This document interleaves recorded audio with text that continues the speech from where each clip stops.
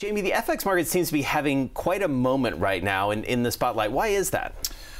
Well, I think there are a couple of things that have been going on, and it's not so much as the moment as it is kind of the evolution of a bunch of moments. We've gone through a period of enforcement. We've gone, as a result of that enforcement, through a period of regulation and preparation for regulation, and then we've launched regulation specifically in the form of MiFID II. So there's been an interesting period of reflection as the market is reacting to this large trend that's really impacting it, both impacting the sell side and the buy side, the providers of liquidity and the users of it. And so the moment, as you say, is probably becoming more prominent now. But it's really been an evolution that's sort of come to this point. And you mentioned the buy side, which seems to be emboldened a bit right now and really sort of coming together and maybe having a louder voice, as it were. What's behind that? Well, I think a lot of it is education, realization. If we really think about this community, this capital market community, technology has had a major impact. One of the groups that hasn't been quite as impacted as others has been the traditional buy side. So because of this overall trend we just talked about, the buy side's become much more focused on the quality of their execution, and other participants have come forward in the market to make them more aware. So for instance, in foreign exchange, the birth of transaction cost analysis. This is still a reasonably new trend. Did it exist before? Yes. Was there a need for it to be really a focus? No, not until we started to get the MiFID II best execution elements influencing the market. And as a result, the buy side started to focus on who owns the fiduciary responsibility for trade in the FX marketplace. Right. You know, how do they need to look at these almost mechanical transactions that in the past have been seemingly more administrative, but actually are quite critical in terms of performance. So I think there's been a number of confluent factors that have helped the buy side realize that this is an important time for them. You mentioned MiFID II and this notion of best execution. What did MiFID really sort of spur with people? Because FX was not something that people necessarily initially thought about when trying to unpack what MiFID meant. How did it come into the FX world? Well, it's a great question because nobody likes regulation. Nobody in the capital markets likes regulation, and I don't think in our professional lifetimes, whether it's Sarbanes-Oxley or Dodd-Frank or MiFID II, anybody runs out and embraces these things and says, this is terrific, let's go for it. So there's a little bit of fear that becomes a motivator because they're deadlines. We have to do certain things. MiFID II is a very, very comprehensive set of regulations that affects all of the parties in the EU. As a result, there are a lot of U.S. corporations that are, and investment managers and investment institutions who do get caught up in it because they're doing things overseas. So what occurs? All of a sudden they come out with the next generation of pronouncement about how market behavior should be considered, and they define best execution with more detail. And they don't just make it a best efforts practice. They say you actually have to do these things and you have to prove these things. Well, the real focus is the equity market, the fixed income market, the derivatives market.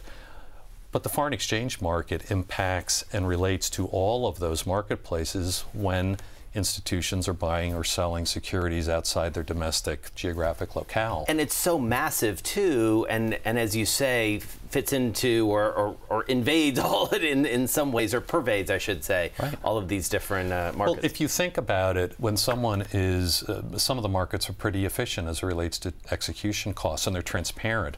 In foreign exchange, an asset manager may decide to make a portfolio manager make a big call in terms of buying or selling a foreign security or set of securities. The underlying FX trade and the cost of that trade and the efficient execution of that trade has real ramifications for that investment company and what they're doing. If they're not paying attention to it, they can pay a lot of money that they're not going to see because, again, there hasn't been this transparent focus. And frankly, the buy side portions of the buy side. I don't like to lump them all together because there are very sophisticated asset managers who have been very focused on their costs. There's a wide swath of other buy side institutions and asset managers who have been less so. Right. MiFID II kind of levels the playing field and says, you want to know what? All of you have got to follow a certain standard of conduct, kind of a way of doing things. Right. And it's not the best price. This is the confusion. Unfortunately, it's misnamed. Best execution is not something that is an outcome, right? It is a process. And best execution is something that you have to follow every day. It's like the golden rule, right? Taoism. I mean, this is not something that you go, boom, I did it, and there it is. I got the best price in the marketplace. This is a $5 trillion marketplace with liquidity and transactions occurring every microsecond around the world. The idea that someone could say, that's the best price that was available in the market at that time is kind of a fleeting assumption. Yeah. You actually have to perform and approach every trade in a fashion that allows for a best execution process to occur. I want to ask you briefly about, you mentioned conduct. Obviously, there have been some fines and some scandals around this market, owing in part to this lack of transparency. How much has that affected the rulemaking and behavior? Well, it's if we talk about the market participants, it's a general wake-up call. They're bad actors. Bad actors and bad actions obviously get magnified, and it brings and draws attention to what could be market practices more broadly. So some of these incidents that were identified then caused reaction, and so for instance, the liquidity providers in our market, which are principally the major banks, came out and made statements about the way they did business. They didn't really change the way they did business, they just clarified their role. And they are the fundamental providers of liquidity in the market. The buy side got the wake-up call and said, I wonder if I ought to pay more attention to my executions. I wonder if I should avail myself of pre-trade market intelligence and then focus on post-trade transaction cost analysis, and maybe look for attributes in the liquidity where I'm actually executing my trades to kind of benefit ultimately my customer, my asset management customer, because the asset manager is playing a fiduciary role. So it impacted both sides. So finally, what happens from here? Has this been a real secular change in the market? You don't really go back to darkness once you've seen the light, right? So what happens in the short term from here? Well, it's a great point. Transparency as a trend doesn't reverse on itself. It's going to continue. But this is a vast market. This is it's so large, and it operates 24 hours a day, 5 days a week.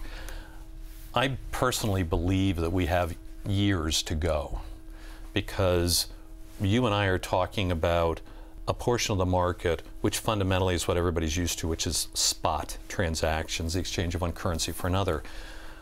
But even within the currency market, we have forwards, we have futures, there are options, there are swaps, obviously, and a whole array. So the transformation of this market and its pursuit of transparency and fairness, I think, is something that's going to have an interesting start date, which was January of 2018. But I think we've got a good 2-3 years to go for the further development and the introduction of more products that will serve the buy side better as they pursue this best execution.